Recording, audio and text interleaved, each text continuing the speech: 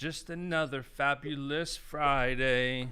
Oh, yo, wish it was Friday. It is Friday. No sense in waiting for Friday. And we got a show. We got a fun show on deck. And, I was thinking about it, William.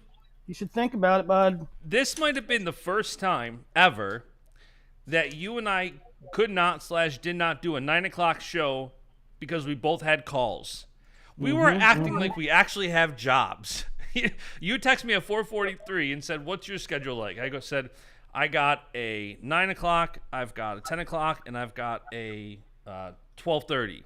And you're like, "I got a 9 o'clock. Let's shoot for 11." I'm like, "Are we growing up? Are we professionals now?"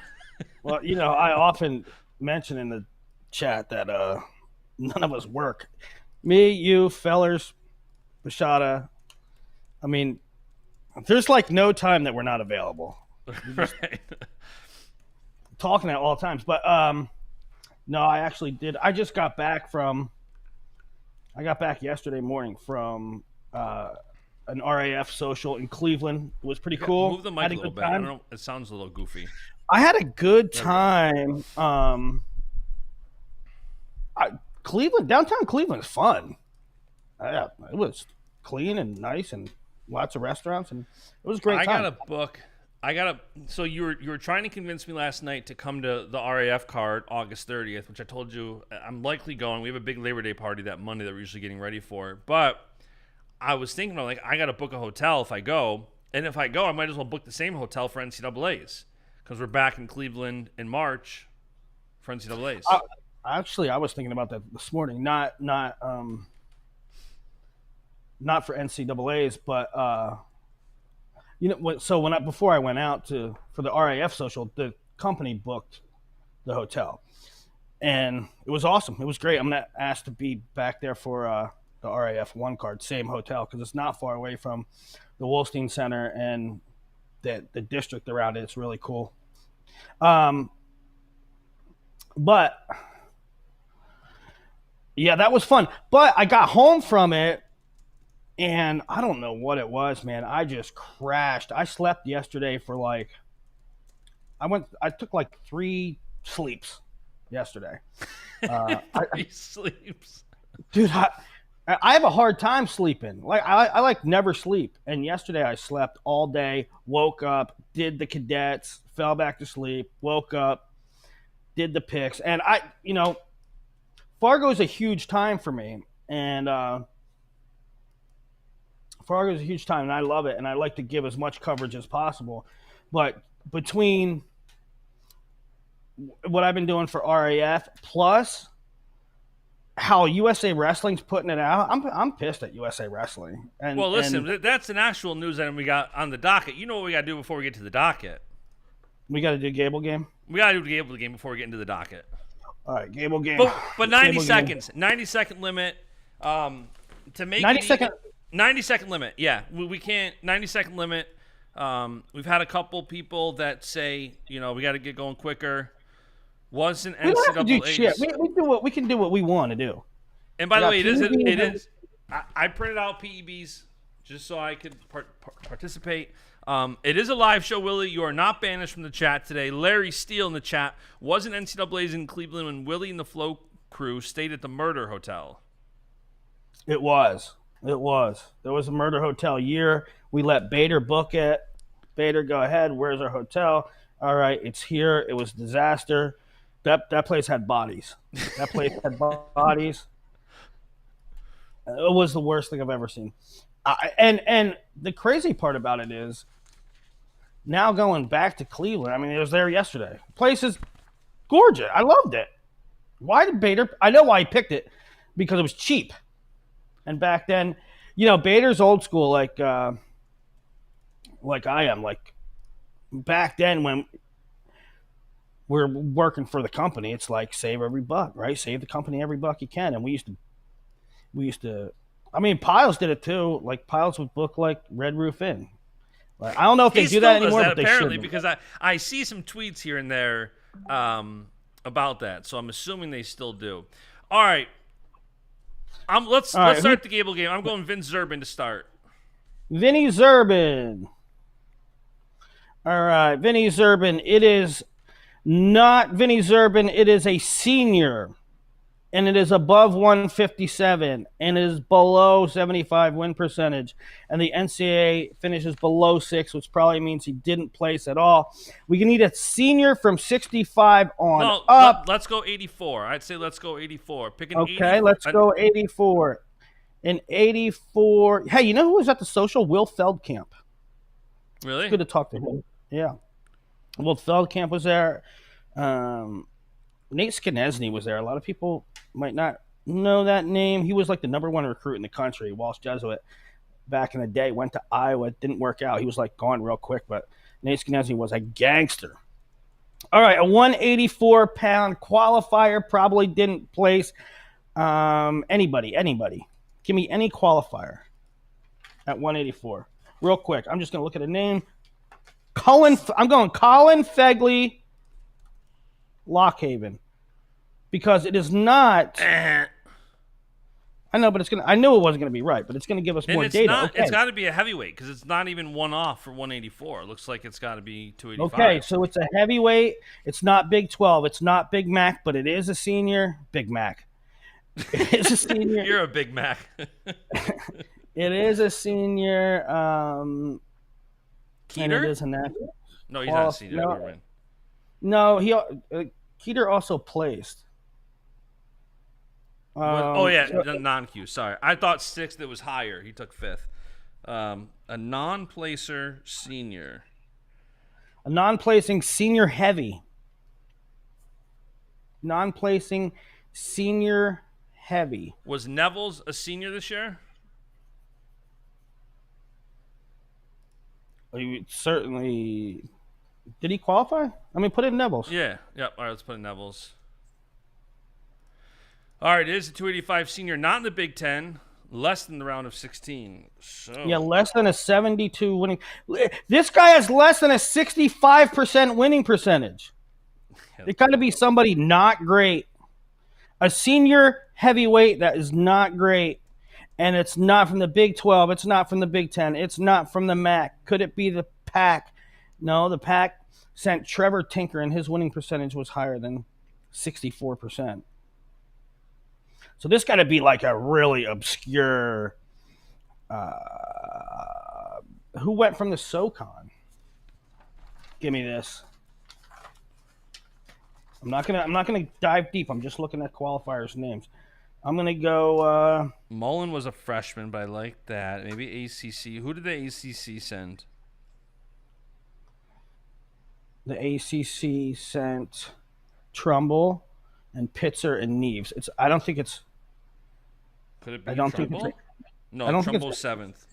I bet you it's a SoCon guy. All right, let's check the SoCon guy. Who'd SoCon send? I have no earthly idea. Because Tay was hurt. Tay was hurt. I'm cheating right now. That's all right. Tinker was 24-7. Who did SoCon send? All right, I'm gonna cheat. I'm gonna type in Mullen. I just want to see if it's ACC. Yeah, it's ACC. All right, so ACC senior. Damn. ACC senior? Yep. Well, that's gonna make it easy. Oh, it's Peter Ming, guaranteed.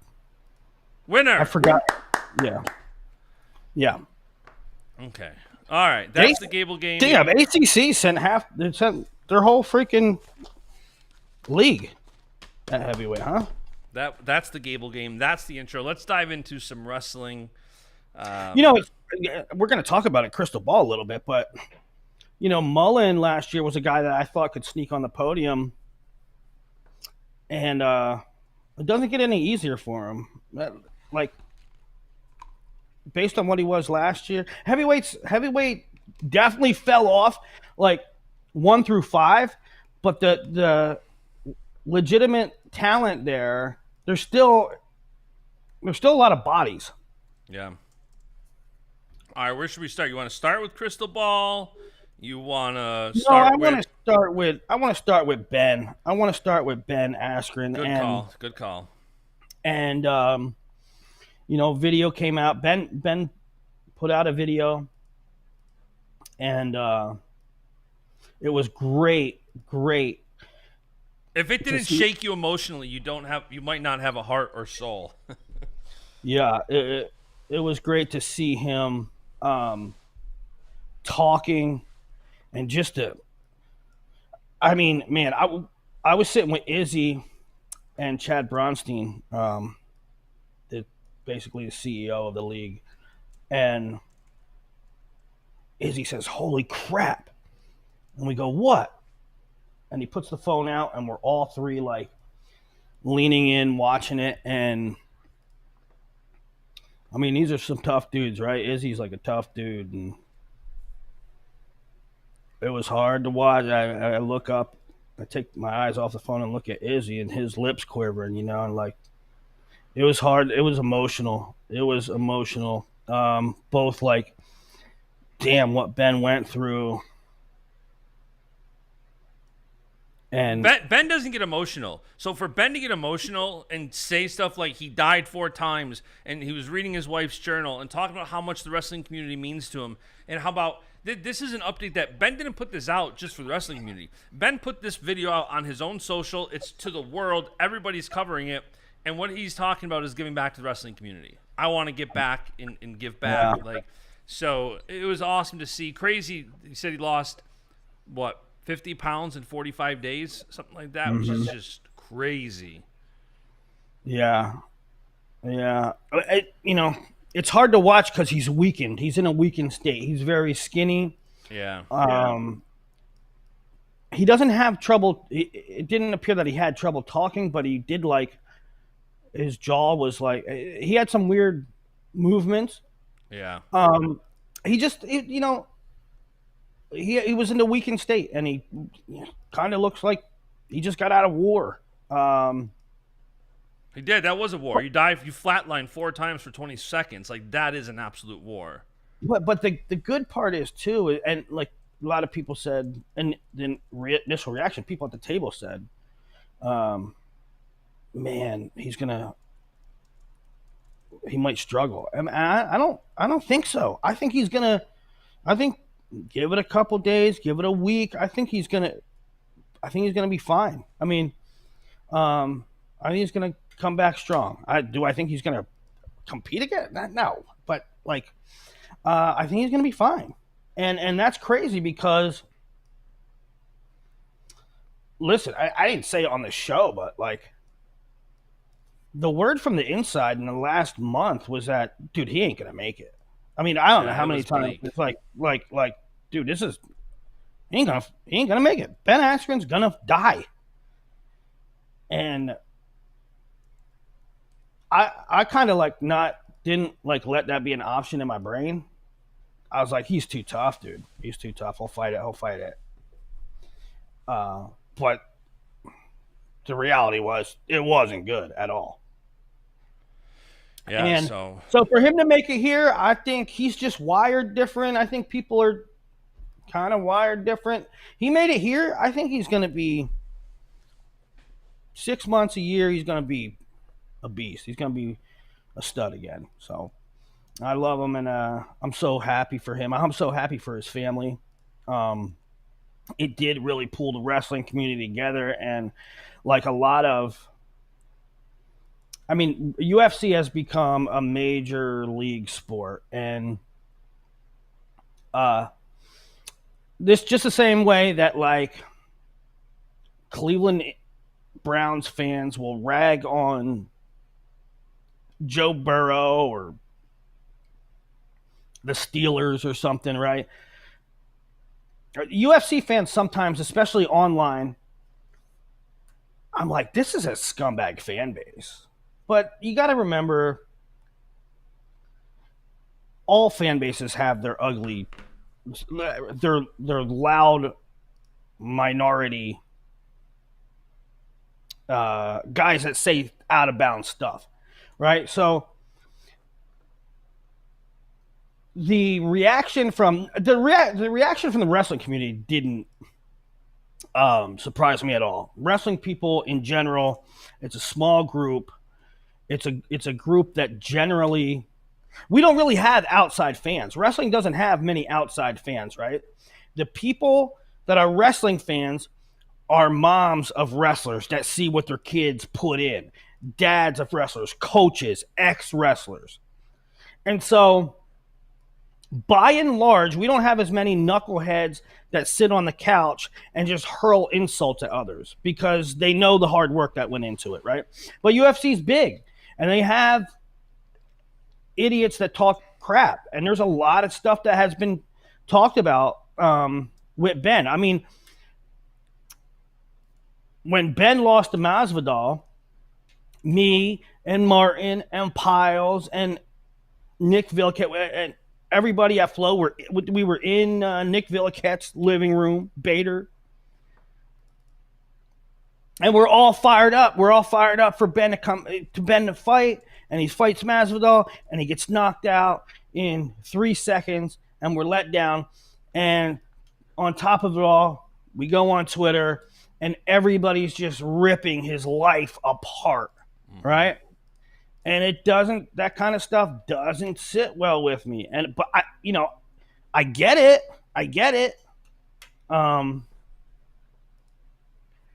That is all to say that to me, a lot of that community redeemed itself. The well wishes, the money put forth, just the vibe and the tone. Since Ben has been sick, it was good to see the MMA community like really behind Ben. Yeah, no, for sure. Like I said last week, I was at Izzy's and Max was there, and I didn't ask Max for any update. I didn't even bring up Ben's name, and I just thought, it's not my business. He's probably tired of being asked about it, this, and that. And I was talking to Izzy like the other day, and he said that Max had called Izzy a day or two ago and said, "Hey, thanks for inviting me to that camp. I had a really good time. It was exactly what I needed. I needed a break. I needed to decompress. I needed to get all the heavy stuff off my mind, and thank you." So I'm sure it's been a whirlwind for Max too and all their family and stuff. So it's good. I can't wait. I think Ben will be back, and I think he'll be healthy. All right. What else? Couple odds and ends before we get into Crystal Ball and a little Fargo stuff. It sounds as if Gabe Arnold is going to stay in Iowa. So I have heard nothing about that, but I saw it in the show notes just as we were getting started, and I texted Gabe, and I said, "Are you staying in Iowa?" So if he responds during the show and I can share what he says, I'll share it. But no, I haven't heard nothing about that. Yeah, I started getting somebody had said it. Somebody had told me that a little earlier, and then a guy that's in the Big Ten, he's affiliated with a program in the Big Ten, and he's always uber knowledgeable. He told me that. And then a couple people on the Iowa message boards said that it looks like that's the case. And so there's a lot of smoke that Gabe might be staying at Iowa. And, good for him if that's the case. Because it sounded like Gabe just wasn't all in. It sounded like Gabe just wasn't punctual and didn't make the commitment that is requisite at a program like Iowa. And if that is indeed the case, and if Gabe did indeed realize, I got to put forth a better effort, then good for them. Then good for all parties involved. I don't know if it's 100% true, but that is. Yeah, no, I'm definitely curious. And like when he said, there's a disagreement, and he said, Tom felt this way, Terry felt that way, And they have nothing bad to say, nothing negative to say whatsoever, this and that. So like, it didn't seem like there was a lot of animosity in the breakup. Like if there was going to be room to heal, it was there. So I just texted him. If he responds during the show, I'll share. Yeah. It's very obvious based on social media that Gabe loves the program and he loves his teammates and his teammates love him. So maybe Gabe just needs a reset, and we'll see. All right, Kyle Borshoff steps down at Binghamton.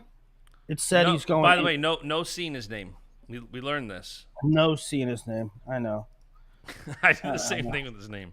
Yeah, he's stepping down after 10 years with Binghamton, 8 years as a head coach, qualified 25 guys for NCAAs, I think 2 All-Americans, and he is going to resign as not just a wrestling coach, but done with wrestling, and he's actually moving back here to Rochester, and he's going to be going into real estate full-time. Yeah. So, I don't know if that's a lifestyle decision. Or, I honestly don't know what Binghamton's salary is. So I don't know if it was a case where, hey, I could make more money doing this, or college wrestling is so freaking demanding, and even in the off season, there's no off season. Well, the salary on the job position that they already posted was $60,000 to $90,000. Yeah, that's low. That's on the low end for a head coach. Yeah. So there's definitely part of that is doing it for the love of the game. There's a lot you can do. But there's also ways to make that up. You could do camps, stuff, clinics, and fundraising, whatever. But yeah, listen, don't underestimate the time away from family that it requires to be a Division I head coach. It is brutal. There is no off season, and so that could play a part into it too. I'm really interested to see who the list of candidates are. I think Scott Green is in the mix. It's so funny that the jobs that have come open this year have to be like a roller coaster for Scott Green, because Army, the school where he's at now, came open. There was another. His ex school, Wyoming Seminary, came back open. There was another school that really fits his profile that came open. And now Binghamton, where he was an assistant for a long time, and in his old geographic stomping grounds, is now open. So that's interesting. I think Scott could do a good job there. That CEO type of coach. But we'll see. We don't often see. We were talking about this yesterday. We don't often see a lot of wrestling coaches stepping down to leave the sport. And it feels like both of the situations, him and Scott leaving Campbell to go to Wrestlers and Business Network, kind of feels like an outlier. I saw some chatter you guys should talk about wrestling coaches basically leaving for other jobs. And it feels to me like these are kind of two outliers. I know they both just happened kind of back to back, but it feels like more of not the norm. I don't know that it's necessarily a new pattern. What did you make of it? I don't know. I don't know what to make about the Binghamton one. I certainly understand, and I've talked with Scotty Sentes at length about what's going on at Campbell. These conferences, these smaller conferences, are cutting budgets, and chasing basketball, which I think is an asinine idea. I think it's going to backfire on them. I mean, Campbell and that whole conference are chasing potential dollars if they get into the NCAA tournament. I mean, they almost don't care if they get in the tournament themselves, because if anybody from the SoCon gets into the tournament, the NCAA basketball tournament, they get a cut of the revenue share. If VMI gets into the NCAA basketball tournament, everybody in the SoCon gets a share of whatever it might be that they get. But number one, it's not that much. They have to win games to make it really worthwhile, number one. Yeah. And number two, the entire conference hasn't won a game, hasn't made a game at the NCAA tournament in like 13 years. And so they're chasing this small piece of pie because the money's dangling there, but it's not significant money. Listen, I think it's asinine. So the point is, I can understand Scotty's position where I'm not going to be in this position, and I can also take another role within wrestling and exhale. Yeah. Right? I also can understand a young coach chomping at the bit saying, hey, there's 77 programs. Campbell's one of them. It's fundraising. I'll get my feet wet. Trial by fire. Throw me right into the fire. I'll fundraise. I'll make it work. I believe in myself and the staff that I'm going to put together. So I understand the dynamics in that situation. I don't have a whole lot of visibility into the Binghamton situation. Yeah. However, I do think that you can have a degree of success at Binghamton. I mean, it's the same thing with Northern Colorado. I don't know if that you're winning conference titles, but I do believe there's enough talent in PA, New York, New Jersey that you can pluck some guys. They have a good academic profile. You can pluck some guys, have national qualifiers on a regular basis, and maybe put a guy on the podium every once in a while. Yeah.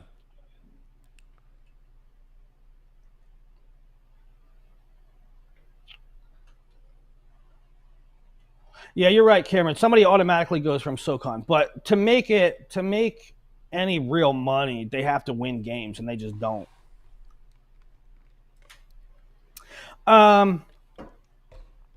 Yeah, it'll be interesting to see the list of. You know what? Another thing is, it's kind of weird timing. It's July, right? And if Kyle was going to do that,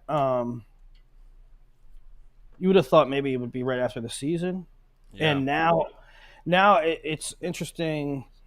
It could have a trickle-down effect because, like, if it's an existing assistant coach, then that job becomes open. If it's not, it's somebody that's not on a college staff right now. So, interesting. Should we talk some crystal ball? Let's talk crystal ball. Let's end the show with crystal ball. Well, real quick.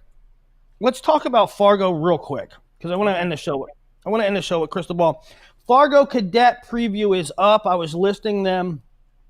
Starts Monday, right? Yeah, they both start Monday. Junior men and cadet men both start on Monday. Juniors in the morning. Is it men's or boys for cadets? It's boys to men. It's actually men to boys because juniors start in the morning and cadets start in the evening. And so I started as the rosters rolled out. I started putting in contenders by weight and listing them with what they did at Fargo or what they did in Vegas or what they did at a regional, kind of freestyle specific. Now that I believe all rosters that are going to be released are released. They only have maybe today and tomorrow to release. Then there's like 38 states that were released. So it's pretty close to being done. I turned that into predictions for the placers. But the frustrating part about it is Fargo is to me, it's the largest tournament on the planet. And it's such a prestigious tournament, so much history, and I want to preview it as much as possible to promote the hell out of it and to analyze the hell out of it, to give their kids the due and to treat it with the historic respect that it deserves. And I don't know if it's the states themselves or USA Wrestling, but like the way that they handled the rosters is just amateur hour at best. I mean, they waited till last week to even post one roster, and then they didn't post any on Thursday and Friday and Saturday and Sunday. Because why? Because it's July 4th weekend. You know how long it takes to copy and paste a roster and post on the website? It takes like 4 minutes. But you're grilling fucking hot dogs? I mean, like, do your job. It's not hard to post rosters. If you know that you want to not post rosters for 4 days, then start the rollout of them a week earlier. Now we're on the eve of Fargo, and if they're not all out, then they just got out. Some states, Oklahoma never releases theirs. You got Flo who the other day was doing content with Georgia and all these states that didn't be released. So Flo gets the rosters, but not the general public. Not anybody else in journalism. Not anybody else that's trying to make this event important. But Flo does, right? Flo gets it, right? That's cool. That's real cool. And so, I mean, I can't do comprehensive content on it. I can't do comprehensive previews. And make no mistake, I do the most comprehensive previews for Fargo every freaking year. But Flo, who turns out shit-ass content that just copies and pastes lists and like here's the ranked guys, zero insight. They get the rosters. But then they have the audacity, like Scotty Senti's tweets, oh, we should all play nice and Claw should get some shine and Flo should be treated the same as this. Yeah, give me a break. Give me a break with the everybody deserves the same shot stuff. Because you don't see any philanthropy from those organizations. You don't see, I mean, Scotty, listen, I love you. I talked to him 2 days ago.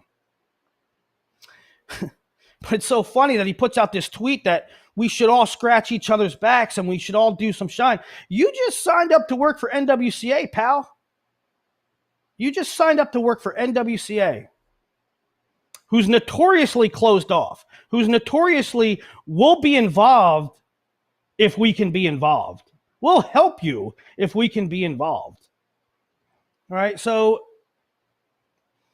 wrestling's not this kumbaya stuff. I'm just really frustrated with the way that USA Wrestling put out or did not put out these rosters. I'm frustrated the way they gave them the flow, but not anybody else. I'm frustrated with Scotty Senti saying that we should all get along. Yeah, the only time we all get along, it's easy to say we should all get along. The only time people want to get along in wrestling is when it's something in it for them. Right? I called USA Wrestling for a clip. I said, hey, I want a clip of Kennedy Blades. I want a clip of Kennedy Blades. Can I have 30 seconds? You don't even have to give it to me. I'll download a video off the internet from a USA Wrestling event. I can get 30 seconds myself. Well, it should be a larger conversation. We should talk about how we can work together. I don't think you should just, I don't think I should just give you clips. So basically you're saying we can't use a clip for promotional materials that you own. But we can maybe if we cut you in on some part of the deal. It's just all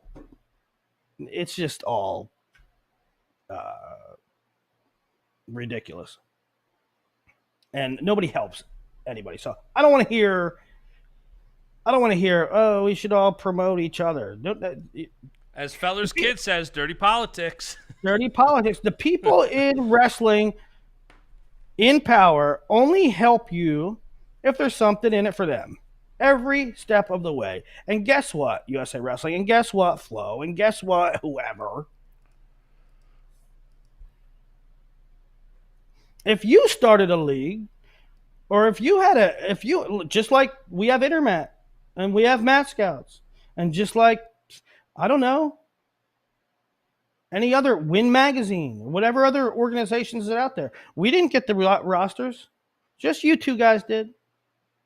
How about when every other, and here's one for NWCA, oh, we should all play nice. We should all help each other out.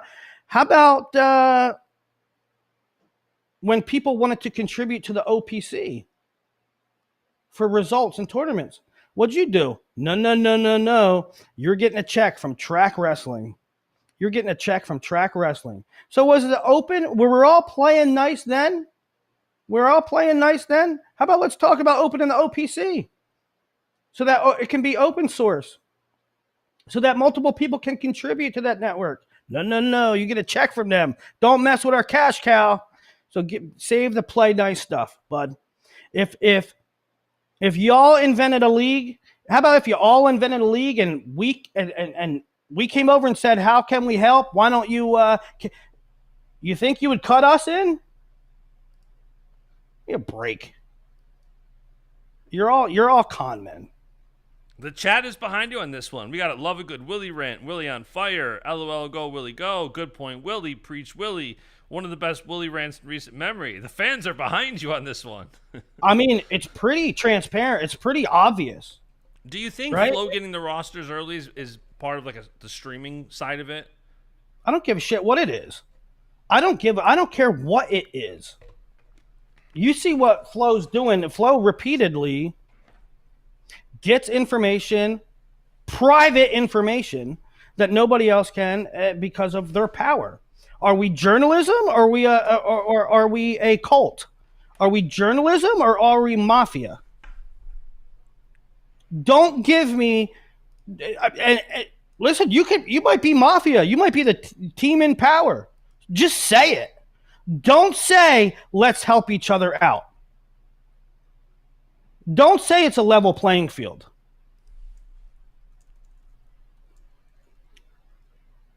Scotty Sentes put out the overture that, well, you put out more, Intermat put out more RAF stuff than they put out Claw stuff. Yeah, okay. Number one, the RAF stuff is 1,000 times more bigger and more interesting than the Claw stuff or the other leagues. I don't even know what the other leagues are, CWA or something. I mean, let's be honest here. Bo Nickel is more interesting than Muhammad McBride. All right? Yanni is more interesting than Cody Law. Sorry. Number one. Number two, Flow Wrestling hasn't talked about it, hasn't put out one article. You know what they did do, though? You know what they did do? They reached out. They reached out incessantly to RAF. I mean, if that ain't flashing neon lights that say, we'll cover it if we get a cut. We'll cover it if we can be involved. And what I say to that is, y'all are the big dogs on the block, right? You got your claws into it mad early. You figured some stuff out. I mean, not you. You didn't figure some stuff out. Some people that are now gone from Flow figured some stuff out and put in the effort and put in the work. And now you're just hanging on, regurgitating old-ass ideas and procedures, contracts. But if you could have figured it out, if you could have helped RAF, you would have done it years ago. And then there would be no need for RAF. But you couldn't figure it out then. So don't try to hitch your wagon on the new shiny object now. And that's what I got to say about that. Should we get to some crystal ball? Let's get to crystal ball because it's the greatest piece of content in wrestling. It's not rankings. I love. Now, don't get me wrong. Crystal ball growing is a good thing, and as crystal ball grows, you have people who don't know what crystal ball is.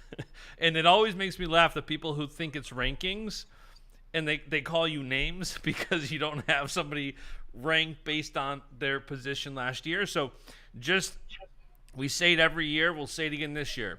What Crystal Ball is, for those who maybe don't know, Crystal Ball is Willie's unique take on rankings that are not rankings. It's predictions for how NCAA finishes will look. So Willie adjusts throughout the year based on, this is who I think is going to do top 8. This is who I think is going to be in the finals. This is who blood round of 16. Based on this is how the team scores look. It's not rankings. It's predictions that will move throughout the year, of course, but it's largely predictions. And this is why it's important. And you can look at Crystal Ball, which is up now. I typically do one right after NCAAs, which removes the seniors, has guys at new weights that I've been rumored to hear, has guys out that I heard that there's indications that they would redshirt. So the landscape's changed, right? I do it right after NCAAs, fresh new look, see what we have coming ahead. Then the portal season hits. Then you learn about new weight changes and this and that and other red shirts that may or may not happen. And you put it together and you update. And here's why it's important. Because every other set of rankings on the face of the earth, they rank them based on a system, based on logic. And for the most part, they are accurate, right? If you take a guy that's 6th at 184 and he's moving up to 97, then you might rank him according to his results. Me, I say, I think he's going to do better, or I think he's not proven at that weight. I'll move him down. Or all rankings will not rank an incoming freshman. Marcus Blaze can't be ranked by process, by their own sort of bylaws. Me, I put Marcus Blaze in. To me, I understand their process, and it's the reason it's the reason I invented Crystal Ball, because of the frustration of, I understand that you're not going to rank Marcus Blaze based on procedure. However, to not put him in doesn't paint the proper picture. It does not paint the proper picture. It does not reflect accuracy. So I'll come up with a system that best projects accuracy. Best projects at least the picture. You might not agree with my placements, all right? And a couple months ago, when I published the first one for 2026, somebody wrote in, how are you going to have Antrell Taylor behind Meyer Shapiro? They just had a tournament. I don't know. If you look up the history of wrestling and you tell me that every returning champ won, does every returning champ win the next year? Is that the case? Or is the reality that sometimes David Carr wins a title and then comes back and loses to Hunter Willits in the quarters? Because that's what happens, guys. They aren't rankings. They're projections. And by the way, 2 quick notes. Number 1, Crystal Ball is linked up in the description below. So if you want to actually see it, it's linked up below. It's on Willie's Rockfin 2. So many people watch these videos that are not subscribed. So if you're not subscribed, make sure you're subscribed, because one thing that's fun about Crystal Ball is if you've watched a show for any length of time, especially over the past year, you'll know where this comes from. You'll the whole Josh Barr saga from last year to this year has been a blast, and I can't wait to do it again this year. I'm not sure which horse I'm gonna hitch my wagon to yet, but we'll. It's always fun. It's very easy for anybody to poke at Willie's crystal ball, because it's like Willie's taking the time to do this. If anybody else were to do it, everybody else would be picking apart as well. Yeah, so let's start with the team aspect of it, and then we'll get a little more granular in the weight class discussion. For the moment, I have Penn State with 10 AAs, 8 of them in the finals, and 187 points, which is double second place Iowa's 94. Now, and 10 more than they scored this year at NCAAs. So another is that what it is? They State was 177, I believe, this year. So would be another record again. Now, broadly speaking, there are some that I think that's a fair ranking. I think that's a fair projection. The only thing is, and the Penn State haters can cry about those figures and those projections, but I think if you go line by line and what they have, 25, 33, 41, all the way up, I think it's pretty fair. With the exception of it is highly speculative that Ono goes at 41. He very, very well may redshirt. And so that's a lot of points at 41 for Penn State that may not actually Ono may not be in the lineup. It could be Nagel. It could be Braden Davis. It could even be Marcus Blaze with Braden Davis down at 33. But I think Blaze is, from what I know, it sounds like Blaze is going to go 33. It sounds like Ono may redshirt, but I just don't get it. I mean, honestly, there are more indications that Ono redshirts than that he wrestles. But I don't get it. I just don't get it. I just feel like you got 1 year. They have to petition to get a second year. So if you have a 1 year, you already been there for 9 months. Go get your title. I mean, go get your year in. Get your year in.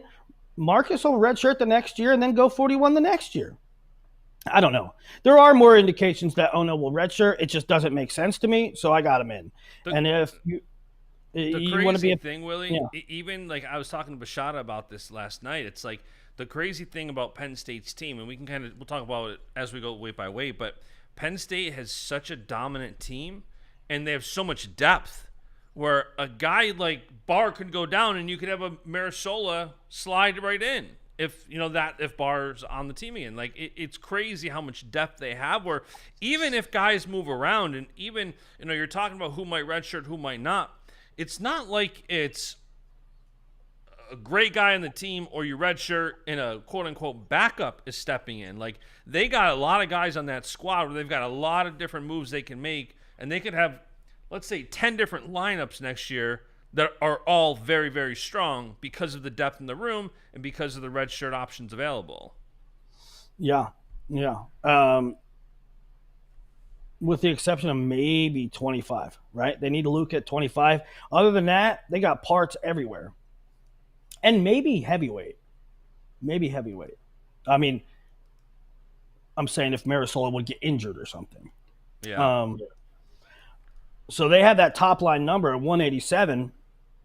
And if somebody would get hurt and they lose a piece here and there, number one, they have the depth to put another strong contender in, and they have such a cushion that it might not matter at the end of the day anyway. I have Iowa number 2 with 94 points, 2 points ahead of Nebraska in 3. And I have Iowa with 7 AAs, Nebraska with 6. Now, obviously, as the 94-92 shows, it's very nip and tuck there. I could see it either way. I have returning All-American, returning national champ Antrell Taylor with third place points and 15 points, as opposed to what you would plug in with a national champ in 22. I might have some Iowa guys overinflated. I got AJ taking second behind Younger Bastida at heavyweight. If AJ would win that bracket, there's another 4 points that would go to Nebraska. So Nebraska and Iowa very tight. And I think for some people, they might be surprised seeing Iowa that high. They lost a lot of people. They're going to put Angelo in the lineup. He should be a very high placer. They got a couple key pieces with Dean Peterson, although I don't have Dean that high. But Dean Peterson, Nasir, who again I don't have that high. Jordan Williams. They plug some spots. So I might have overinflated Iowa. I might have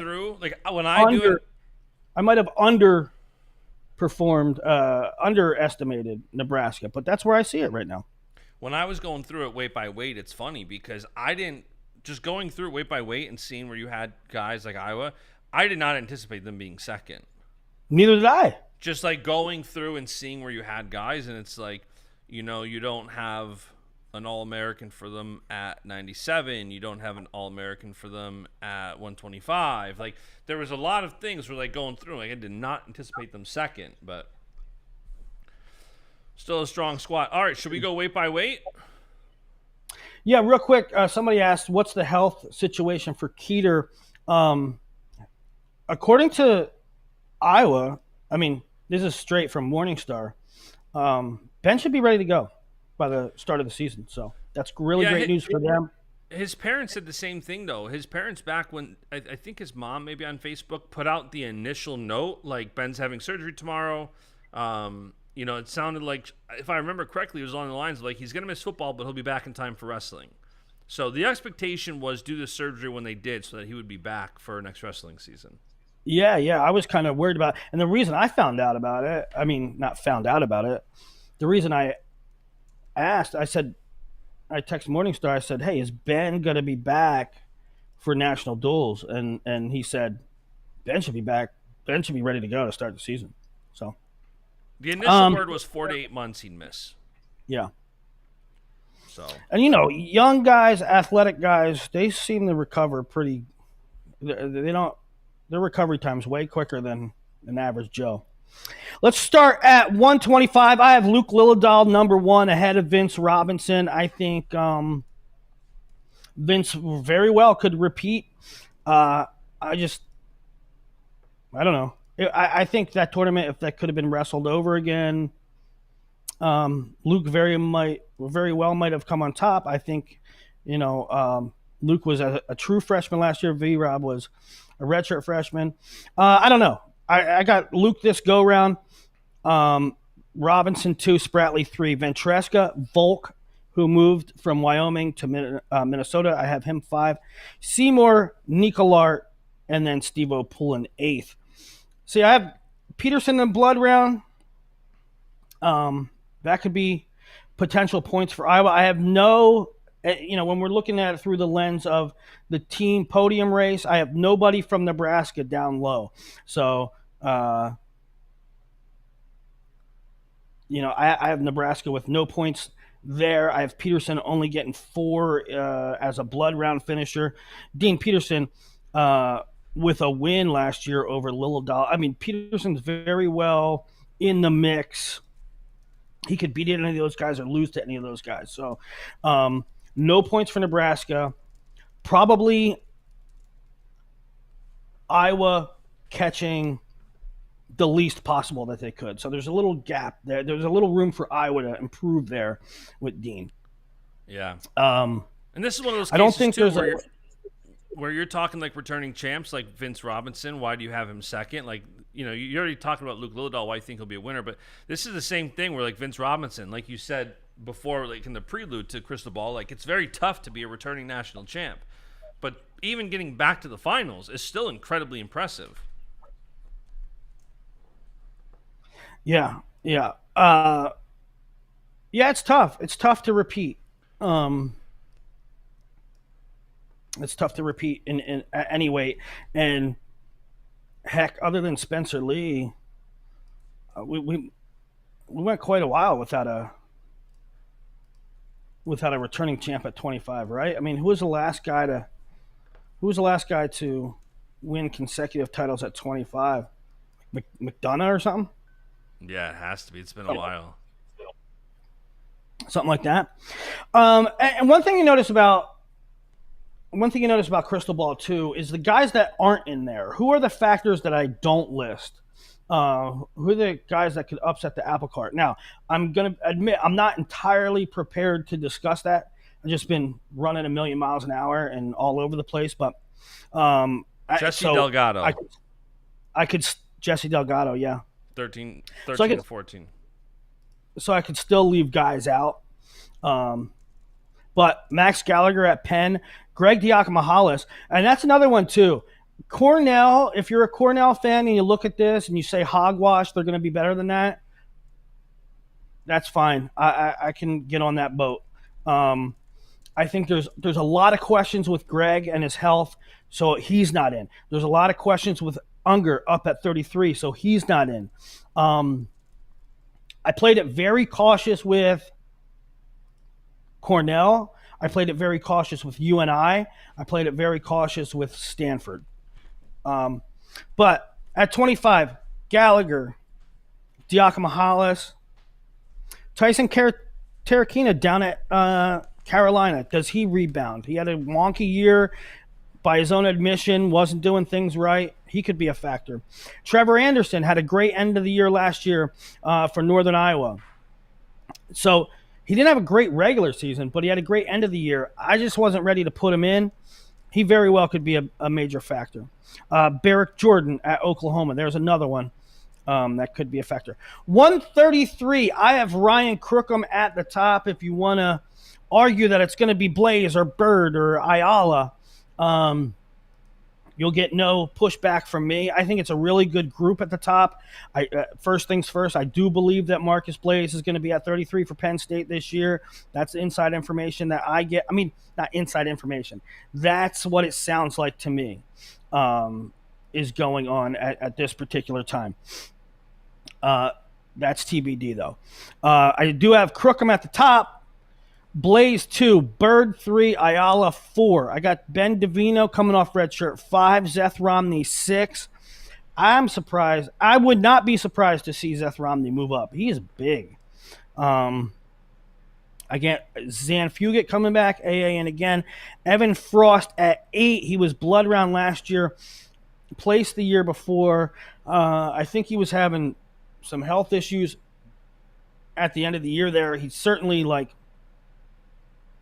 did not have a good Big 12. This Big 12 was a disaster. I think he was sick or he cut too hard or something. But if Evan Frost can manage his way for another year, he could even be higher than that. And this starts the run of Cyclones that you have to pay attention to how they fit these guys in, because Frost has a tough pull to 33, but then it's crowded at 41. It's crowded at 49. Potentially crowded at 57, although Iowa State says Pinero is a 49-pounder. Again, here's in a situation where I downgraded Nebraska a little. I have Jacob Van D very conservative. He was an All-American last year. I do not have him. I have him in the blood round this year. And again, conservative with Tyler Knox. Had a win over Drake Ayala last year. Also A8, I have him in the blood round. Shawver, I have in the blood round. Oklahoma State, we haven't talked about Oklahoma State yet. I have them real conservative with 81 points in 5th place. And they have a lot of lineup questions. They have a ton of talent, but they're young. They're replacing a ton of seniors. And there's a whole lot of lineup uncertainty, including at almost every weight. At almost every weight, Oklahoma State has a question, including 33, where I have Rin Sakamoto in the blood round as their starter in the blood round. But that's not carved in stone either. So we'll see. Any questions there, chat or Bash? No questions. It's always an interesting thing when you have the 2 returning national finalists, 3rd and 4th. It makes the weight for me very interesting, where it's like you slid Bird and Ayala, who are the 1 and 2, down to 3 and 4, to put in Crookham, who we really don't know. You know, we assume he's going to be back to standard Ryan Crookham shape and how he's been, but there's still a question mark there when you come back from injury and surgery. And then you have Blaze, who's been, insane prospect and had so much success. How does that translate to college? And we've talked all the time on the show about how will a kid's success translate to college, and it's interesting to see you be so bullish on Marcus. And we can go into it whenever. We don't have to go into it fully today, but it does say a lot that you're that bullish that he's going to make that jump and have instant success making NCAA finals. I do. Especially at 33. I think he's going to be a real problem. Now, that being said, it doesn't mean Lucas Bird and Drake Ayala can't beat Marcus Blaze. Chat is asking about Richie Figs. Richie Figs, I don't think is going to make it, guys. I hope he does. I hope he's great. I love Richie. Number one,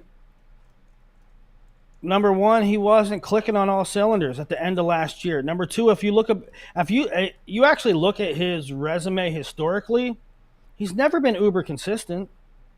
Even the year he won the title, he wasn't super consistent. He wasn't dominant. He got his title. He comes back. Doesn't have a great year. Doesn't have a good Big Tens. 1 and 2 at NCAAs. Now he's going to go up a weight. I don't see it. I love Richie Figs. I love his family. I hope he does the damn thing. I can't put my name on it right now. Did I see Spencer Lee's dating his sister? Yeah. I think I saw that, right? Dating Gracie, who's awesome. That family, it's a great family. I saw it on social media, and I was like, that is a couple I can get behind. Love Spencer, and I love Gracie.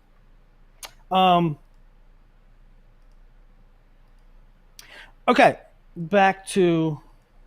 My 12 p.m. hard stop is a disaster. Disaster. There's also questions, if they would decide to redshirt Marcus Blaze, which I don't see happening. It could be Braden Davis. Another thing we didn't talk about with Ben DeVino there and McCrone doing fairly well. Is it possible for Buzakis to go to 25? Jet Strickenberger is going from 25 to 33. Is he too small? He had a fantastic year last year. Blood round at 125, had some highly ranked wins. Is he better at 33 because he's not cutting? I think he's a player. I like Gabe Wisenhunt coming back off injury from Oregon State, but I don't have him in. So that's some outside guys at 133. 141, I have Mendez, Ono, Brock Hardy 3, Luke Stanich. And for people, you can't have it both ways, guys. You can't say I'm a Nebraska nut hugger, but I also... You are. I'm a Nebraska nut hugger. I'm such a Nebraska nut hugger that I have Van D not placing, who placed last year. I'll Hardy give you credit. Not in the finals. Hardy not in the finals, who had a 5-0 lead in the finals last year. Antrell not in the finals, who won the damn thing last year. AJ Ferrari not. Those are all very clear things. Cam McDaniel placing the same after 197 clears out. Every step of the way, I could have very logically, you would have had no bones about it if I have those guys up a notch. But I don't. So don't come around and say I'm a Nebraska nut hugger, because I call it as I see it. No, I will say you're a Nebraska nut hugger, but I will say that you're hard on your own. The guys that you want to see succeed or you're rooting for, like you will often maybe even rank them lower because you want them to succeed. So I've noticed that, not just with Nebraska guys, with guys that I know you really care about, and sometimes you're almost harder on those guys because you do. I do it with Drake all the time. I do it with Braden Davis all the time because I love those guys, and I know their parents ain't gonna whine, But I got Mendez, Ono. I think Ono is a bad matchup for Hardy. Hardy likes to play around, let you get on the leg, counter you and stuff. I think Ono's a little too much of a clean finisher for that. So that's why I have him 3. I have Stanich 4, which Zachary already complained about. Jacob Frost 5, CJ Composto 6. CJ Composto did not have a good freestyle season, but you know what? It hasn't seemed to matter. The kid freaking AAs every year. Vance Von Bauer 7, Nasir Bailey 8. People might think that's low, but listen, I have Nasir Bailey. For the Iowa fans that want to complain about this, I have Nasir Bailey placing higher at 41 than he did last year at 33. So let's take it in stride here. Let's see what Nasir looks like at 41. Sergio Lemley, blood round again. It breaks my heart to have Sergio Lemley yet off the podium. Ryan Jack, after a redshirt year, he could certainly be more of a factor than the blood round guy. I have Cale Hughes in at Oklahoma State at 41. Vince Cornella, another guy who has yet to get on the podium, but won U23s. Julian Farber up from 33. Doug Schwab's going to complain that I don't have Trevor Anderson in. I don't have Corey Landon. I don't have Julian Farber in. I mean, I have him in, but not on the podium. But Julian Farber's coming up a weight class. Tom Crook back off redshirt for Virginia Tech. And that rounds out my top 16. At 141, not a whole lot of like other guys outside of my top 16. I don't see a whole lot of other factors. Tyler Wells at Oklahoma is going to redshirt at 41. I mean, there are some interesting guys, but there's not a lot of guys that I say, ooh, they kind of threaten. So 41, a little bit straightforward. You do giving Mendez a lot of credit. We've talked about how hard it is to be a returning national champ. You think Mendez is going to go win number 3 next year? I think he's a dog. I think he is a dog. It was funny. He deserves the respect. I put out a tweet of if EA Sports did college wrestling 2026, who should be on the cover? And you have two like obvious kind of quick responses, which is Wyatt after that massive Gable upset and his dominance, and you have Carter who just won his 5th NCAA title. But the biggest response I got was Mendez. Mendez far and away had more comments like, who should be on the cover? Jesse Mendez. Yeah. I would have no complaints with that. He's a dog. He's a dude. He is a dude. He kind of reminds me, not in style or anything, but in mentality. This might be a really bad this might be a really bad comparison, but I've been around a lot of.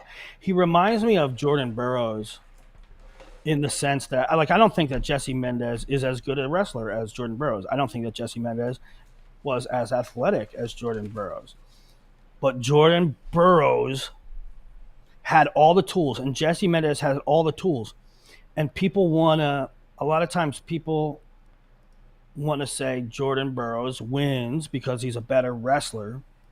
And a lot of times he did. And a lot of times Jesse Mendez wins because he's a better wrestler. But do not discount the mental fortitude. I mean, absolutely. Jordan Burroughs very well could have slipped up a time or two, but he didn't. Broken ankle, this and that, yada, yada. Jesse Mendez down 5-0, national finals. The dude's a dog. He got that mental fortitude. I don't give a shit. I'm taking what is mine. That's what Jesse Mendez is. Yeah, agreed.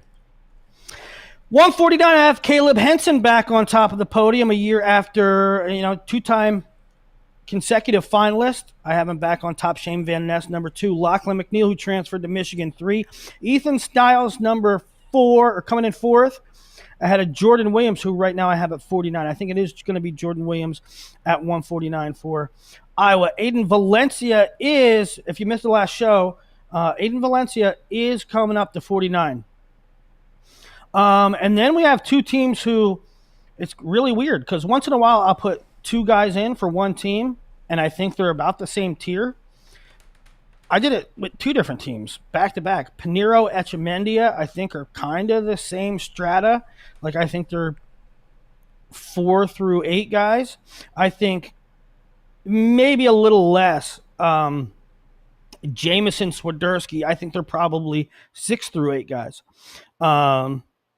for Etchemendia, if he's clicking, I don't think that it would be very surprising if he beat an Ethan Styles or a Lachlan McNeil. Same with Pinero. So a little similar, a little different. Cross Wazlewski, I have in the blood round. Gavin Drexler, who was 8th last year, I also have in the blood round. Chance Lamer for Nebraska, I have in the blood round. Cornell's Jackson Joy in the blood round. And then I have David Evans, who transferred from Penn State. That might be a kind of odd name for some people. He's back up at Penn State for a few years, goes with Adam Hall to Utah Valley. I think he's going to be really solid. Round of 16-ish, 2-2-ish. Cade Brown, I like for Pitt, a young guy out of St. Ed's. Jack Joffrey transfers to Oklahoma, and Pearson Manville for Arizona State. That rounds out my round of 16 guys. Manville sticks out as a little low to me. A little low? Yeah. Maybe. But it's tough. I know what your response is going to be. It's tough to, coming off a red shirt, it's like you got to kind of prove yourself. I get it. If I were to pick where I think he is, I think he's blood round. I don't know if he's gonna AA next year. I think he could. I definitely think he's very talented. He actually just won. I think he just won OW U20 Pan Ams yesterday. Actually, Greco. Very talented. I think he's. Look, if he beats a Cross Wazlewski or a Gavin Drexler or a Chance Lamer or a Jackson Joy, yeah, not surprised. Not surprised. He's tough. As opposed to 41 and 33, 49 has a lot of other guys. I like to see what Michigan puts out, whoever they put out. They had two really talented guys, both made Super 32 finals, Catcherbone and Gilcher. I like Sam Cartella from Northwestern. Kelvin Griffin from Lehigh, he has this weird resume where he murders anybody not top 20, but he doesn't beat anybody that is top 20. So I could see him as a round of 16 guy. I could see him causing one upset. Drew Roberts, by Minnesota standards and by his own standard, probably not a great season last year, but he was a freshman. I think he could bounce back. Michael Chetta. Yeah, there's some guys there. Maybe Caleb Ratchey at UNI, Willie McDougald, who transferred to Western Virginia. So there's a couple guys, couple other guys at 149. 157, I got PJ Duke at the top. Again, not carved in stone. Not carved in stone. Now, on one hand, it is speculation that PJ Duke will be the guy for Penn State. On the other hand, if it is not, and if it is Tyler Kasich, not a whole lot of point differential. So it don't matter. For people that are looking for Penn State to fail or thinking that the point total I have for Penn State is way too high, don't say, well, PJ Duke might not start. Okay, plug in Tyler Kasich, who is going to be top 5 anyway. But I got PJ, I got Meyer at 2, I got Antrell 3, and that's the way I see it. For people that say it's disrespectful to have Antrell 3 after he wins a title, I could see him over Meyer. I can certainly see him beating Meyer again. I would not pick right now. And look, he had PJ dead to rights. He had PJ dead to rights in Kentucky, right? He had a lead with 20 seconds to go. Actually had a big lead at one point. So if you're saying Antrell should be 1, okay, fine. I wouldn't pick it right now. Antrell over Meyer, maybe. Antrell over PJ, I would not pick it at this time. That's also going to be reactionary during the year. Like, as these guys wrestle and compete, this will change. Like, you're predicting a winner and top 8 placers and so forth in July. Like, we're 10 months out from NCAA still? Like, a lot can change. Yeah. Someone says Ethan Styles is a dark horse pick here. I love Ethan Styles. I love the way he wrestles. He really goes for it. He really tries to score in an era where people try to play it safe and win close matches. Ethan says, I'll mix it up. But number one, he might not be eligible for a semester. Number two, I don't think he matches up well with the top tier here. I don't think he matches up well with PJ Meyer, Antrell, maybe even Cardenas. Also, I have Ty Waters here. Oh wait, that's at. I'm getting my screws all over the place. Styles. You have Styles over Henson. I can't get on board with Styles over Henson. I can't even get on board with Styles over Van Ness. But it's not a bad pick. It's not a bad pick because, frankly, 49 is not deep. Right? Oops, I was muted. No, it's not at all. And he said dark horse. It's not like he's saying like clear favor. Like if he's not a bad dark horse to win. Not at all. Yeah. He's going back to 49. I was on 57. That whole thing with Styles coming in and then Cannon going up to 65. Ohio State got a lot of questions too. I mean, this show could be another hour with all the questions about Ohio State's lineup and different teams' lineups. But yeah, one thing, I have Waters coming up from 49. I'm not entirely sure that's the case, but I think so. So that's another moving part that I'm not entirely sure on. Hippolito is going to be at 57. Cannon Webster is going to be at 57. Charlie Millard, I have in the blood round. He had a couple big wins last year. He'll be a first-time starter for Minnesota. Vinny Zerbin, who took 6th, I have down in the blood round. There's just a lot of guys coming in. You got P.J. Duke coming in, Daniel Cardenas off redshirt, Ty Waters in, Caleb Larkin in, Jackson Arrington back from a redshirt. So that's why you see a guy like Vinny Zerbin, who took 6th, knocked down a tier. Again, Okie State, I have Teague Travis there. More moving parts for Okie State. And I have Miguel Estrada in at 57. Last year I thought he was a little too small for 57. I got it on good authority that he's big.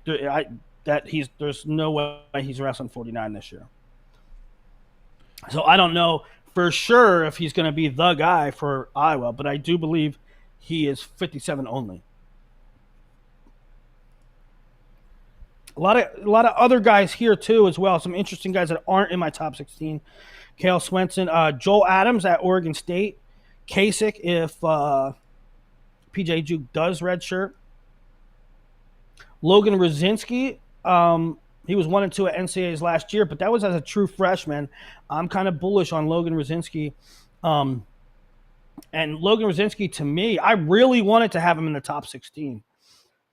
And the only reason he wasn't is because so many guys are coming into the weight, either off redshirt or up from 49. Who knows what Chittum does? Chittum, the word sounds like Chittum really wants a redshirt year. So I don't know. Yeah, Chattanooga put out their transfers, and he was not in there. And that raised some eyebrows. Okay, so let's go back to the Duke Kasich decision at 57, because a lot of people in the chat are asking about it. I don't know for certain that it is going to be PJ Duke. However, I do know this. PJ wants to go. Number one. Number two, it makes the most sense eligibility-wise. Because what they can do is PJ wrestle, Tyler redshirt. The next year, Tyler wrestles, PJ redshirts. The next year, Tyler wrestles 57, PJ wrestles 65. Mesenbrink graduates. If they don't do that, if they go Kasich, PJ red shirts, then you're back to the same problem next year, right? Or unless I don't know how long PJ can hold 57. Yeah. I think you get PJ in. I think you get PJ in for this year. You use K6 red shirt. The next year, PJ red shirts. And plus, if you would ever push Kasich up to 65, you're pushing a guy that made 41 last year, and you're pushing him up to 65. I think this is the most intelligent way to go about it. I think it makes the most sense. From my view, I'm not in the room every day. I don't have all the information. From where I sit, wrestling PJ is the smartest move to navigate the years of eligibility. Yeah. 165, pretty easy here at the top. I got Mesenbrink. I got D. Lockett in there. Again, not entirely sure that he goes. And this is another case where none of the traditional rankings are going to have a Marcus Blaze or a PJ Duke or a D. Lockett. I have him in. And I think that whether or not you think D outplaces a Caliendo or a Chris Minto or a Joey Blaze, you might say, Willie, I don't agree with that. He should be fifth. Okay, fine. Put him fifth. I do think he's a point scorer and a difference maker at the weight, even as a true freshman. So I got Mesenbrink, D. Lockett, Caliendo, Minto, who's going to be pulling hard again at 65. I got Joey Blaze fifth. They have not announced that he's moving up, I don't believe, but he's going to move up. Hunter Garvin I have at 6. Brandon Cannon, I'm pretty sure they just came right out and said, didn't they come right out and say he's wrestling 65? Didn't Tom Ryan say? I thought I heard that. I wasn't surprised when I saw him in here at 65. Which is really interesting because they got Styles at 49. Cannon at 57 would make a whole heck of a lot of sense. And then Burden or Patty Gallagher could wrestle 65. But Cannon at 65 creates all kinds of problems. Number one, who the hell are you going to run out there at 57? Number two, now what are you going to do with Ethan Burden or Gallagher? Can one of them make 57? If one of them can make 57, that's awesome. If you don't know Ethan Burden, he had a really good freshman redshirt year. Very highly thought of prospect coming out of high school. I think he beat Sealy. He had like elite wins. He wasn't uber consistent, but he had some elite wins Totally. in high school. Ryder Downey, here's another point. I have him blood round. Another point where Doug Schwab is probably going to get mad at me, the Northern Iowa fans, saying, hey, you got our guys about as low as you could possibly have them. I do. Ryder Downey was 2-2 or 3-2 last year at 57. He's coming up to 65. When those things happen, it could go one of two ways. He could be not the same guy he was at 57, or he could be on full feed, not cutting, and just hit a different tier. I got him in blood round. Max Brignola, who quietly had a fantastic redshirt season last year for Lehigh. Lehigh is a team we haven't talked much about, but with Stanich back, with Crookham back, with Brignola teetering on the verge of significant points, with Nathan Taylor back. Overall, I have Lehigh 6th in the country. I didn't think I was going to have them that high. I knew they were going to be top 10-ish. But 6th. They came out 6th in this iteration. Braden Scholes, Peyton Keller, who's now at Oklahoma in the blood round. Then Nico Ruiz, Nick Hamilton, Max Mayfield, who's now at Missouri, and Gunnar Filipowicz from Army round out my top 16.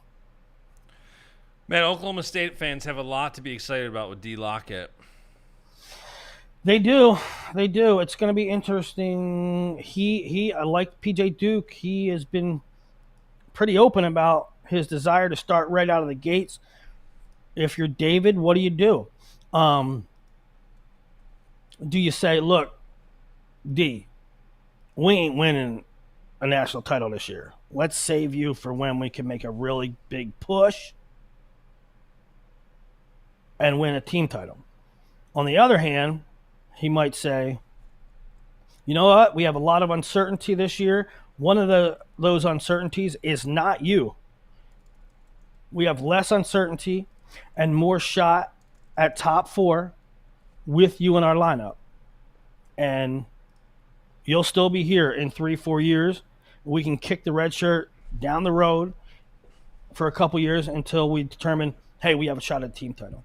So, not carved in stone, but an interesting play. 174, Levi Haynes at the top. He has been, 2-1-3 in his college career with... Did he redshirt? No. Levi Haynes is young. No red shirts. Never redshirted and has gone 2-1-3. Simply phenomenal. I have Simon Ruiz too, guys. He was 5th last year. I think that people are going to see Simon Ruiz at 2nd and say, Willie, what? Are you serious? I think he's an absolute dog. I think he was 5th last year. I think the weight is not entirely deep. I liked what I saw of him this summer. I think he got a year of college under his belt. And, who's behind him? On one hand, Carson Karchla damn near beat Levi Haynes in a duel. On the other hand, Karchla went 0-2 at NCAAs. Lenny Pinto, blood rounder, transfers to Rutgers. Kennedy, I guess you could make a case for Kennedy to beat Ruiz. I don't know. Cam Steed I have in 6th. He's coming up a weight. Alex Facundo I have 7th. I'm hearing really good things about Alex Facundo. That's a spot where Oklahoma State really has the ability to gain some ground and get some points, because Facundo, personally, I think David is going to try to make a statement with Facundo and Ryder, who we'll talk about in a minute. And I think, those are Penn State boys reuniting with David. And I think David is as competitive as anybody. And I can just see him really pouring into Facundo and Ryder. And I think Facundo and Ryder are both going to have really good years this year. And like you said, it's not like this is the deepest weight. You have guys where Facundo can easily get up to that, knock off a Pinto, a Kennedy. So, a lot of room for crystal ball improvement there for Oklahoma State, it seems like. Yeah, I mean, here's the thing. Facundo has always been really, really good. However, he's always, in college, struggled to finish shots, struggled to convert takedowns, struggled to get points on the board. He's never really had a problem getting in on attacks. If the right people have graduated, if David can work on some finishes with him, if Alex can turn the page and maybe hit one notch higher, I mean, honestly, Facundo could be anywhere from 2-2 to why can't he be top 3 in this way with this field? I mean, is it out of the realm of possibility he beats a Karchla or a Pinto or a Kennedy or a Steed? I don't think so. Now, you're taking a leap of faith because he's never performed at this level before. I mean, to that level. But with his pedigree, I don't think it would be the most shocking thing in the world. Matty Singleton, Brock Mantanona, Luca Augustine, LJ Araju is a pretty interesting cat. By all accounts, at minimum, he was on par with Pinto last year. So if you're a Nebraska fan, again, you could say, I lowballed you here. But listen, let's see some reps. Let's see some starting reps out of LJ before I'm going to crown him a podium guy. Garrett Thompson, Jared Sima, Sergio Desiante, who's now at Virginia Tech, and Matty Olguin. This is real nerdery. This is real wrestling nerdery, but it's interesting that Tech picked up Desiante with having Gage Wright still in tow.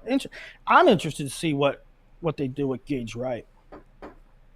Other guys at 74, does Ohio State move Burden up? Does one of them make 57? I don't know.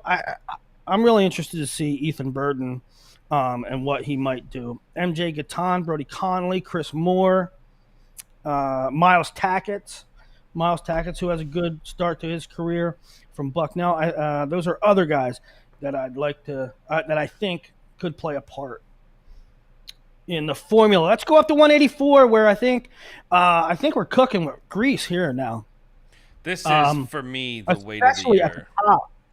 The turnover at this weight is so amazing, and yet, like usually when you have this many pieces going away, Parker Keckeisen and Starachi and everybody that graduated, you're like, all right, this is a rebuild year for a weight. Well, it kind of is, but there's already horses here.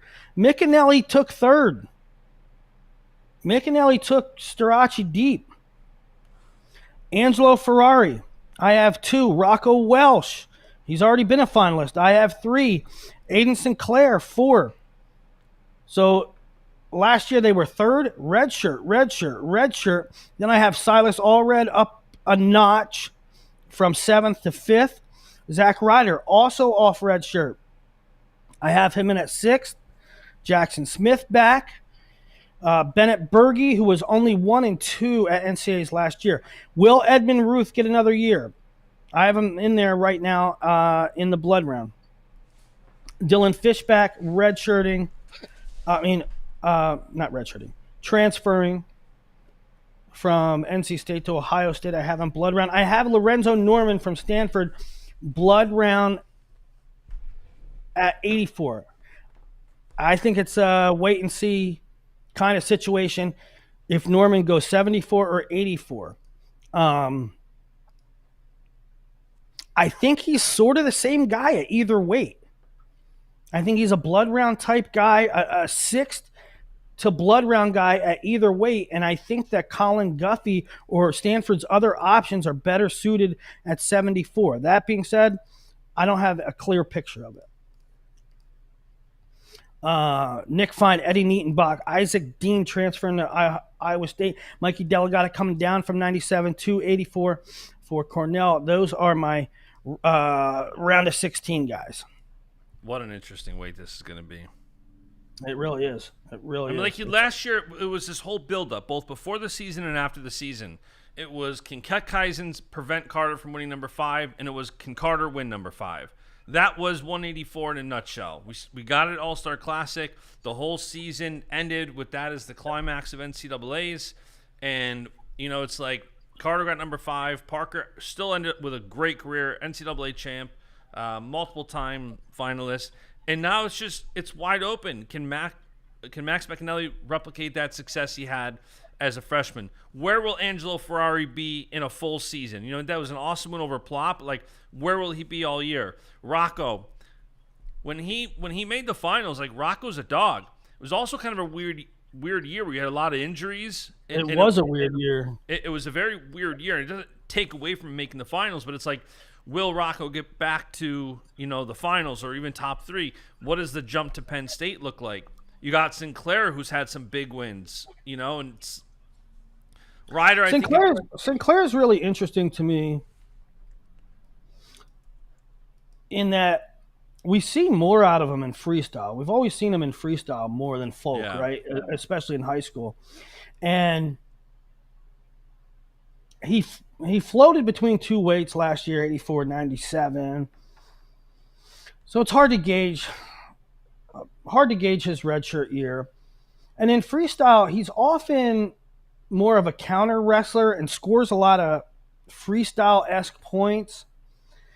But that, to me, that doesn't mean that that's what he is in folk style. Like, some guys you look at and you're like, well, his game translates to freestyle more because he finds those freestyle points.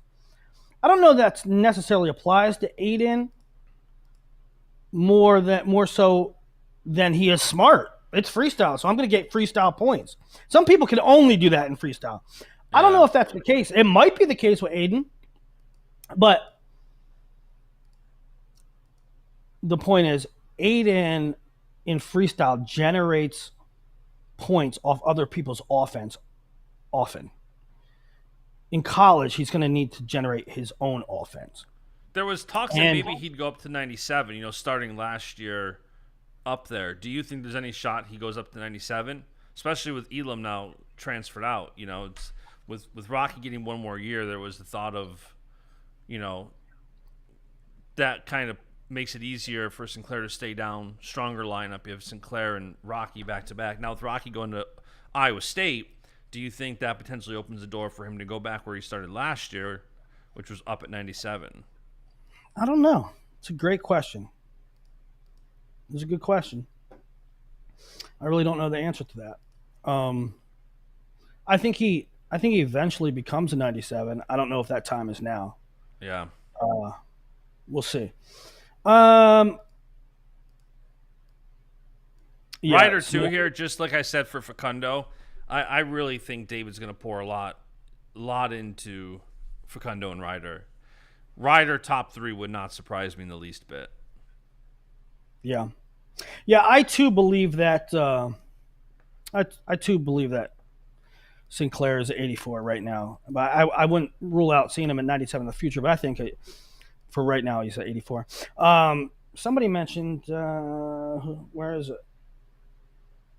Somebody mentioned in the chat, Adam Benke said, Berge going 97 is what I heard. That's interesting. I will definitely follow up on that. I wasn't told that thus far, but we'll see.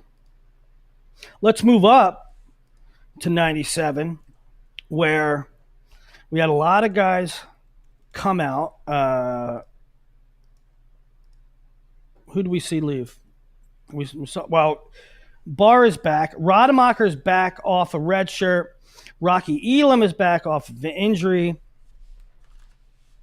It's unknown who Okie State, yet again, is going to start at 97, but Cody Merrill seems like an obvious contender for them. And I've actually heard really good things about Cruz Golf. And that's a name that not a lot of people know. He was pretty good in high school. I think he won state titles his last 2 years in Oklahoma, but he didn't wrestle a ton nationally. It was not last year, 2 years ago. I think he went to rideouts or lost on or lost 1-0 to Jude Correa. And I heard he's doing really great in the room. So he's a guy that he was good, he was really good in high school, really solid in high school, but he didn't sort of max himself out. He wasn't on the national landscape a lot. He wasn't full-time, 100% year-round, pushing to the max. We knew what he was. He probably has some upside ability, room to grow. And I'm hearing good things about Cruz Golf in the room. So maybe he's an option for Okie State as well. Stephen Little, of course, maxed out. In fact, I have 6, 7, 8, the same 6, 7, 8 that they finished in last year. Stephen Little maxed out. Cam McDaniel. I was like today years old when I realized that Luke Stout graduated.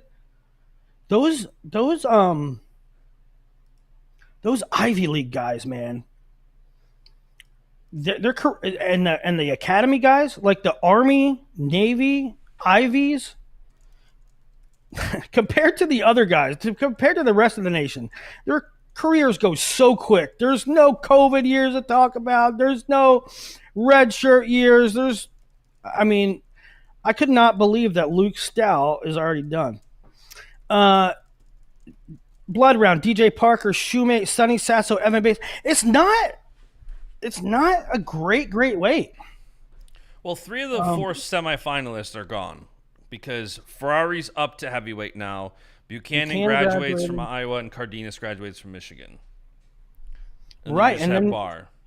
So then you get Elam back, but Elam was non-existent last year and injured, and like you don't know what you're going to get out of him. He might come out and just like Elam could come out and be like, there is nobody out my tier. I mean, that could happen. But he could also come out and be a shell of himself, right? He's been gone so long. Yeah, he's excited. I think he's going to be in good shape heading into this year. And then, but, so you got Barr, Novak, Little, Stout, and McDaniel. And then you got Elam, who's like, has an impeccable career, but is coming off injury. But then you have a bunch of guys that's never AA'd before. Merrill, Parker, Shoemate, Sasso, Bates, Solers, Bechtold, Zarowski, and Dean. None of those guys have ever... Very different look than it was last year. Yeah, how about it? Certainly. Ferrari national champ back at 97, Cardenas and Buchanan. Like, what a very different look. Speaking of Ferrari, let's move up to heavyweight. I have Younger Bastida 1, AJ Ferrari 2, and well, I'll go. I have Tay Gadiali at 3 and Trumbull at 4. And what do you think the tier is there? What do you think the first tier? Tell me your first tier of heavyweights. How deep does your first tier go?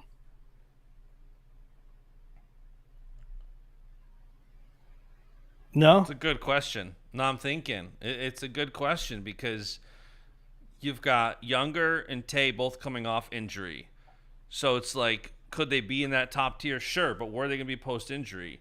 And then you got AJ Ferrari coming up from 97, who I'm very bullish on. Like, I think him top 3 100% makes sense, but you still have him coming up. That's interesting. Okay. Let's put it to the chat, too. Let's put it to the chat. And Justin, for you, too. I have Younger, Ferrari, Gadiali, Trumbull, Taylor, Keeter, Feldman, Marisola. You tell me where on that list does it stop and you say, nope, can't see him. Cannot see this guy winning a national title. Can you picture Younger win a national title? I can. Yep. Can you picture AJ Ferrari winning this bracket? I can. The whole top 8 I could see. I can't. I can. I can't. Depending on, like, there's questions, but I don't. Nah. I can't see Feldman winning. I can't see Marisola winning. I can't see Keeter winning. Yeah, maybe you're right. I can't see Nathan Taylor winning with the exception of Zach Ray in that heavyweight room. They jump a level. And this bracket isn't Gable Stevenson, Mason Paris.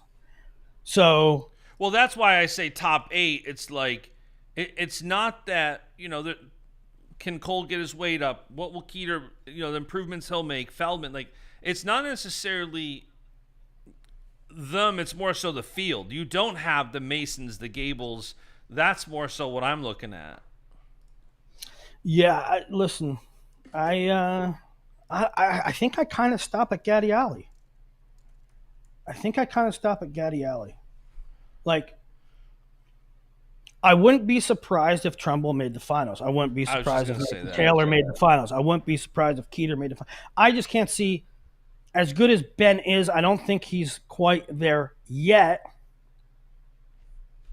I don't think I would be surprised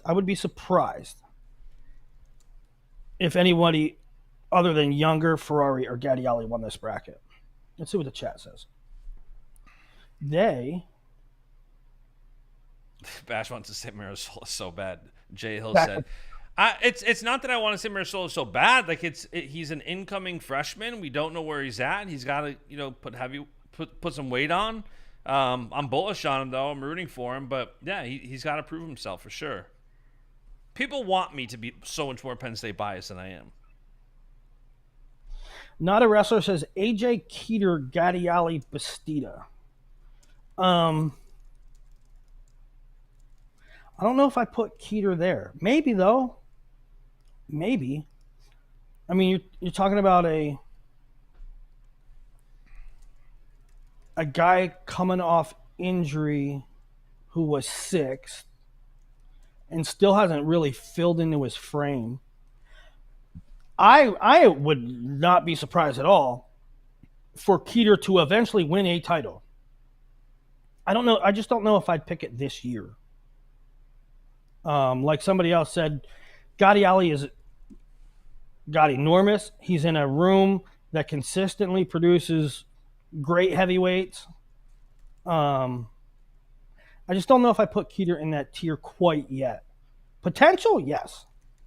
Who knows though? Maybe Ben is back when he's back and he's healthy and he's focusing wholly on wrestling and not football. Maybe he is.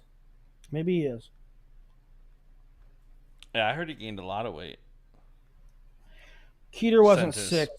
No, you're right. Keeter was eighth. You're right. My bad. Keeter is not going back to football this year, from what I understand. You know, what will we make? What will we make, like, if it is indeed a Bastida-Ferrari semi or a Bastida-Ferrari final? Who do you pick in that match? I think at the peak of his game, Bastida is more dynamic.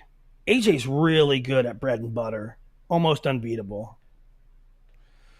Well, I'd say there's two main Bastida, thoughts I feel for like me. a little bit more dynamic.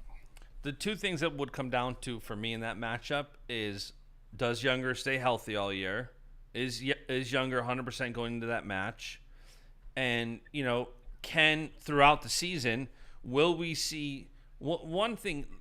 AJ was so good last year with fundamentals, and part of that is his defense was so good. Can he pick that same? Can he have that same level of defense up at heavyweight that he had at 97? It should in one area. You think it would be easier because there's less offense typically at heavyweight than 97. So you'd think he could carry that over. So it'll be very interesting to see how their seasons go. Yeah. Really interesting, right? If you consider that, just looking at like training situations, AJ's now a heavyweight.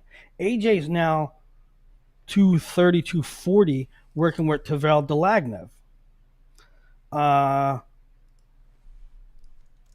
Tay Gadiali is now much bigger, working in a room with KJ and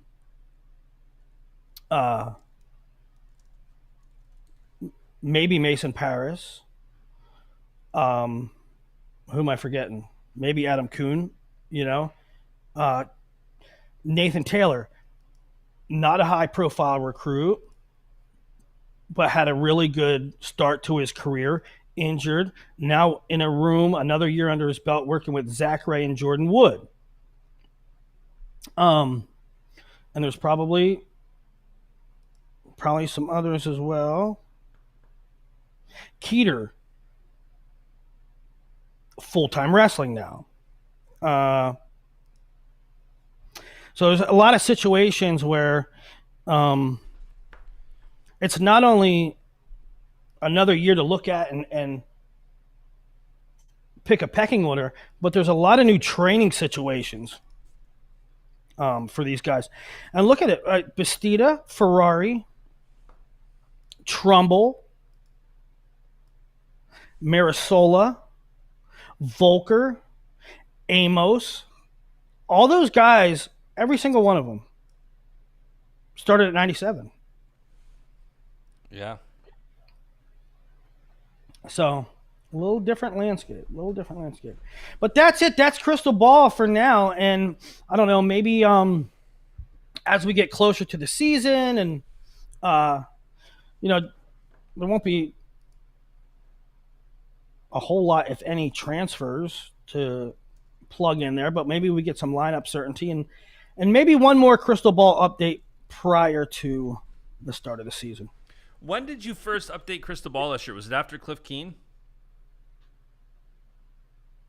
Or was it before? It was right before Cliff Keen. Right before, yeah. Do I think Doucette can AA? At this weight, with this field, yes. With this field, absolutely. I mean, he was now Doucette always wrestles 1.1 takedown matches. He had to take a back seat last year to Wyatt, so we haven't seen a whole heck of a lot of him in a while. But I don't think it's out of the realm of possibility. Willie didn't want that smoke. What smoke? Willie wants all the smoke. I'm a He's a smoker. He's a Traeger. We're going to nickname him Traeger. Call me Traeger. Might name my kid Traeger. But that's Crystal Ball, folks. And what do we got on tap? Hey, check out the Fargo cadet predictions. I promise you, there will be no more accurate cadet predictions anywhere on planet Earth. I ain't saying I'm going to nail them or get them all right, but they will be by. Riley Spatz is asking if we can get an article covering weight changes alone. I think we need to do a show on weight changes and team changes. That needs to be a show. Who's changing weights? Who's changing teams? Who's changing conferences? Yeah, compile it, Bash, and we'll do a show on it. It's a good one. Also, weight changes, team changes, and maybe roster battles. What are the top roster battles in the country? Check out Fargo Cadet predictions. I am going to immediately now. I got to jump on a few calls, but I'm going to immediately get on the junior predictions and finalize that. And so Fargo this week. I think I'm going to. I don't know exactly, Bash, if you want to join in, but I'm certainly going to do a daily recap. Yeah, I'll hop in. It gives me more reason to tune in. I love it. Yeah, I'm going to do daily recaps.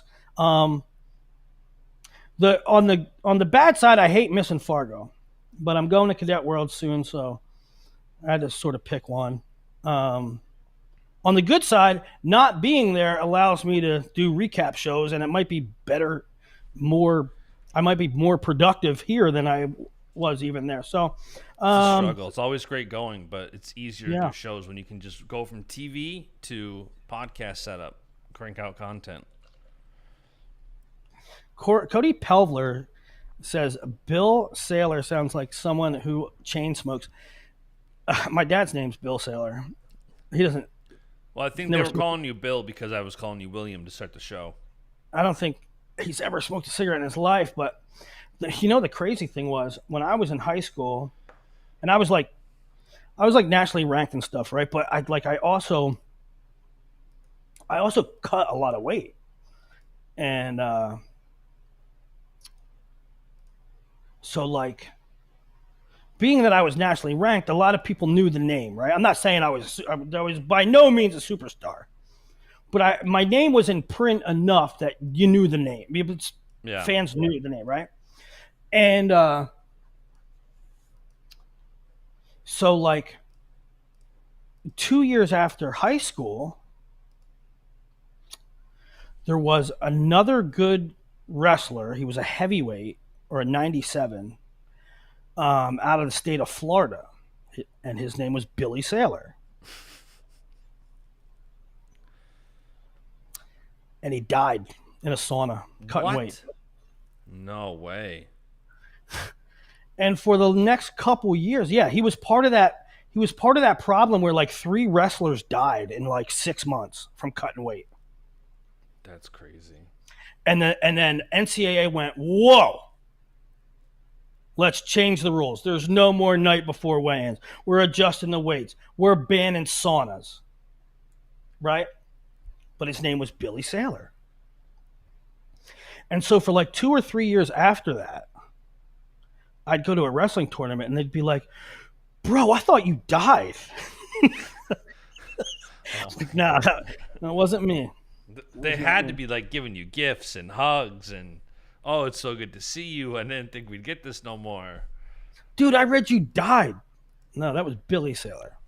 That was crazy about the Ben Askren video. Ben saying like he got to watch his own funeral. Dude, here's the thing. I mean, Snyder. I was talking to Snyder about it last night. I mean, no joke. No, I mean, I'm not trying to make something devastating like funny or anything, but like legit, like for real. Snyder's like, I wonder if he saw anything.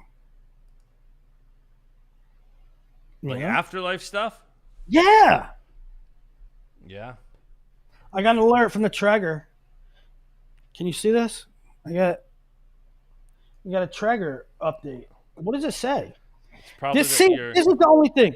This is the only thing. It's been on there for 2.5 hours, and it's saying my pellet levels are low.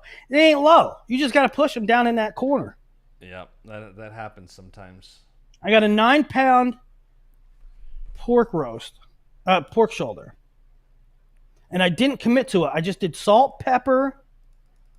You gotta get some honey hog. Honey hog. You know what I think I'm doing? I think I'm going Italian style. I think I'm doing Italian, like porchetta. Like, there's 2 versions of porchetta. One is this, like, little roast, usually a pork belly, and you roll it up and you stuff it. No. Real porchetta, the real deal, is basically like pulled pork, but with Italian seasoning, Italian flavors. Broccoli rabe, maybe Italian long hots. Remember when the show was going to be 11 to 12? Yeah, we're at 1. I went on a heater about NWCA and this and that, and I got heated text messages. So I'm going to get at them, check my Traeger. And I mean, 1 o'clock on a Friday for you, it's probably Bud Heavy time, right? Might be Bud Heavy time. But here's the thing: I gotta bang out the junior predictions by morning. Oh, that's easy peasy. Hey, want to see something? This might be not safe for work. Hold on. Watch this. 5-pound pork butt. How can you have a 5-pound pork butt? That's the smallest butt ever. That's white girl butt. If Wrestle Madness or SNL Wrestling's in the chat, you guys might have to clip that. The second hour is free. Yeah, I was supposed to have a client call at 12:15. So I told Willie I could only do an hour if we went at 11. And I thought we'd be fine just talking crystal ball. Turns out we talked for 30. Is that the piglet? This is a piglet. That's insane. It's so small. They said 10 pounds. I mean, it's 10 pounds, but look how little it is. Right, don't ban us, YouTube. Delete. All right, that's the show. That's a show. Like, subscribe, comment for more. We'll be back with more updates shortly. Have a great weekend. We'll be back with updates. A suckling pig.